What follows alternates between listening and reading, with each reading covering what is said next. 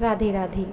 राधा जी के जन्म की सबसे लोकप्रिय कथा यही थी कि वृषभानु जी को एक सुंदर शीतल सरोवर में सुनहरे कमल में एक दिव्य कन्या लेटी हुई मिली।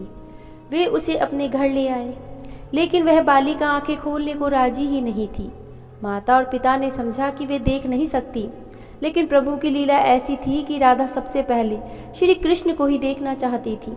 अतः जब बाल रूप में श्री कृष्ण जी से उनका सामना हुआ तो उन्होंने आंखें खोल दी। एक अन्य कथा के अनुसार राधा द्वापर युग में श्री वृषभानु के घर प्रकट होती हैं। कहते हैं कि एक बार श्री राधा गोलोक बिहारी से रूठ गई थी और इसी समय गोप सुदामा प्रकट हुए। राधा का मान उनके लिए बहुत ही असह्य हो गया था। उन्होंने श्री राधा जी की भर्त्सना की। इससे कुपित होकर राधा जी ने कहा, सुदामा, तुम मेरे हृदय को संतप्त करते हुए असुर की भांति कार्य कर रहे हो, अतः तुम्हें असुर योनि को प्राप्त होगे। इससे सुदामा कांप उठे, बोले, हे गोलोकेश्वरी, तुमने मुझे अपने शाप से नीचे गिरा दिया है। मुझे असुर योनि प्राप्ति का दुख नहीं है, पर मैं श्री कृष्ण के वियोग में तृप्त हो रहा हूँ। इस वियोग का तुम्हें अनुभव ही नहीं है, अतः एक बार तुम भी इस दुख का अनुभव जरूर करो। सुदूर द्वापर में श्री कृष्ण के अवतरण के समय तुम भी अपनी सखियों के साथ गोप कन्या के रूप में जन्म लोगी और श्री कृष्ण से विलग रहोगी। सुदामा को जाते देखकर श्री राधा को अपनी त्रुटि का आभास हुआ और वह भय से कातर हो उठी। तब लीलाधारी श्री कृष्ण ने उन्हें सांत्वना दी और कहा कि हे देवी, यह शाप नहीं अपितु वरदान है। इसी के निमित्त से जगत में तुम्हारी मधुर लीला रस की सनातन धारा प्रभावित होगी, जिसमें नहाकर जीव अनंत काल तक कृत होंगे। इस प्रकार पृथ्वी पर श्री राधा जी का अवतरण द्वापर युग में हुआ था। नृग पुत्र राजा सुचंद्र और पितरों की मानसी कन्या कलावती ने 12 वर्षों तक तप करके श्री ब्रह्म से राधा को पुत्री के रूप में प्राप्ति का वरदान मांगा।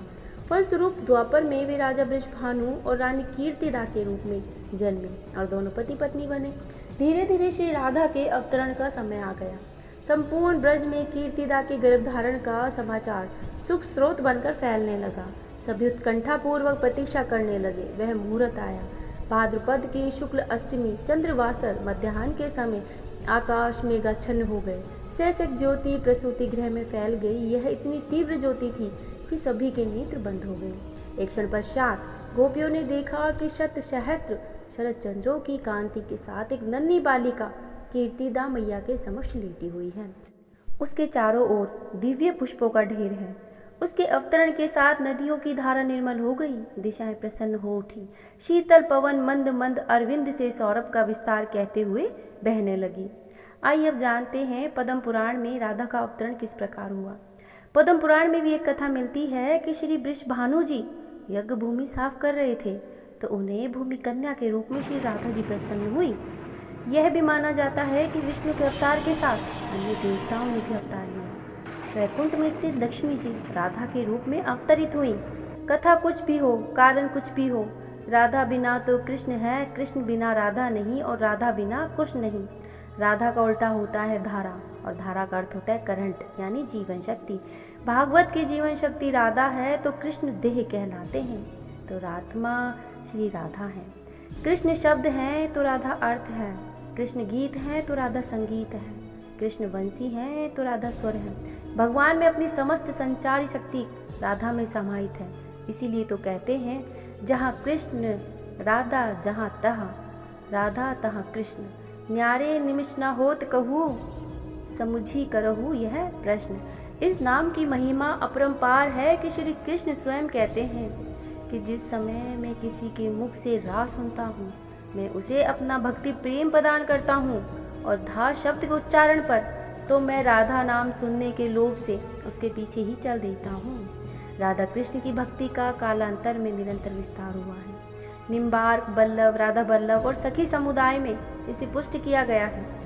राधा के साथ श्री राधा, कृष्ण के साथ श्री राधा दोनों ही सर्वोच्च रूप में विराजमान हैं। कृष्ण जगत को मोहते हैं तो राधा ने श्री कृष्ण को मोह लिया।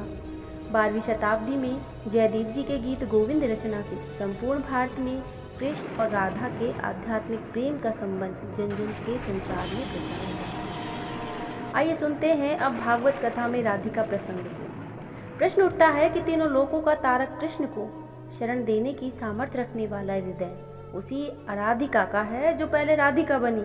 उसके बाद श्री कृष्ण की आराध्या हो गई। राधा को परिभाषित करने का सामर्थ्य तो ब्रह्मा में भी नहीं था, तो श्री कृष्ण राधा से पूछते हैं कि हे राधे, भागवत में तेरी क्या भूमिका होगी। राधा कहती हैं कि मुझे कोई भूमिका नहीं चाहिए कान्हा, मैं तो तुम्हारी छाया बनकर रहूंगी।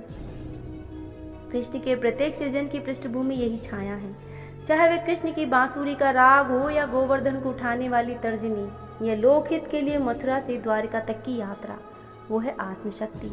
आराधिका में आ को हटाने से राधिका बनता है, और इसी आराधिका का वर्णन महाभारत और श्रीमद् भागवत पुराण से प्राप्त होता है। और श्री राधा नाम का उल्लेख नहीं आता।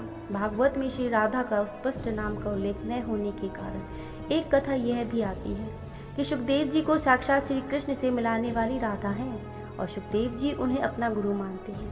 कहते हैं कि भागवत के रचयिता सुखदेव जी राधा के पास सुख के रूप में आकर राधा राधा जपते थे। तो एक दिन राधा जी ने उनसे कहा कि हे शुक, तुम अब राधा के स्थान पर श्री कृष्ण का जाप किया करो। और उसी समय श्री कृष्ण आ गए। राधा ने यह कहकर कि यह शुक बहुत ही मीठे स्वर में बोलता है, उसे कृष्ण के हाथ सौंप दिया, अर्थात उन्हें ब्रह्म का साक्षात्कार करा दिया। इस प्रकार श्री राधा सुखदेव जी की गुरु हैं, और वे गुरु का नाम कैसे ले सकते हैं। जय श्री राधा।